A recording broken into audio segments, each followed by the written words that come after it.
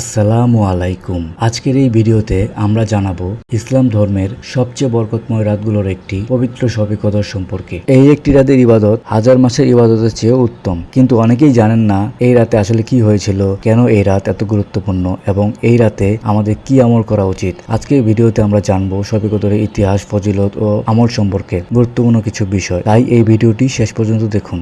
এই রাতে কি কি ইবাদত করা উচিত? শবে কদরের রাতে মুসলমানরা বিভিন্ন ইবাদত করে থাকে, যেমন নফল নামাজ পড়া, পবিত্র কোরআন তিলাওয়াত করা, বেশি বেশি দোয়া করা, তাসবিহ ও জিকির করা, আল্লাহর কাছে গুনাহ মাপ চাওয়া।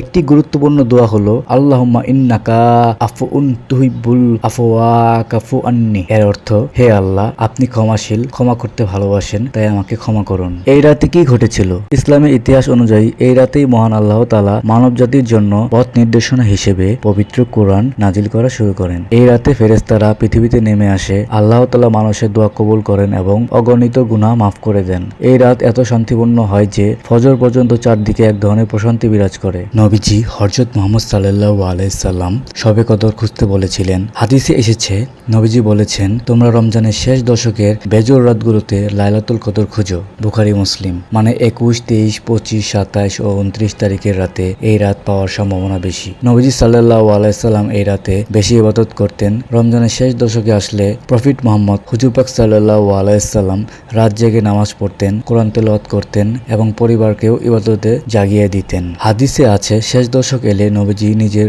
ইবাদত আরো বাড়িয়ে দিতেন। শবে কদরে একটি বিশেষ দোয়া শিখিয়েছেন হুজুর পাক সাল্লাল্লাহু আলাইহি সাল্লাম, আল্লাহুম্মা ইন্নাকা আফুন তুহিব্বুল আফওয়া কাফু আন্নি। এই রাতে গুনাহ মাফ হয়। প্রফেট মুহাম্মদ হুজুর পাক সাল্লাল্লাহু আলাইহি সাল্লাম বলেছেন, যে ব্যক্তি ঈমান ও সওয়াবের আশায় লাইলাতুল কদরের রাতে ইবাদত করবে, তার পূর্বের গুনাহ মাফ করে দেওয়া হবে। সহিহ বুখারী। তাই এই বরকতময় রাতে আমাদের উচিত বেশি বেশি নামাজ পড়া।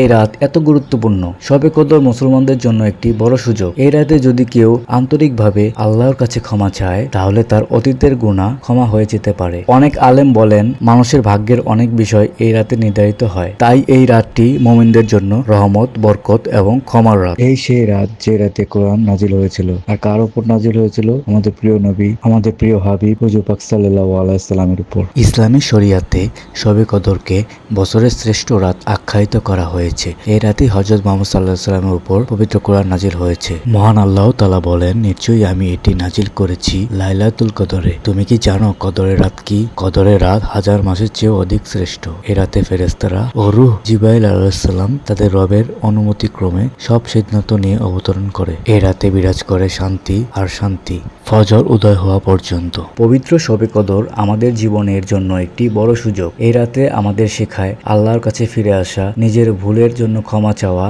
এবং ভালো মানুষ হওয়ার চেষ্টা করা। তাই আসুন আমরা সবাই এই বরকতময় রাতকে যথাযথভাবে কাজে লাগাই। আল্লাহ যেন আমাদের সবাইকে শবে কদরে ফজিলত লাভ করার তৌফিক দান করেন। আমিন।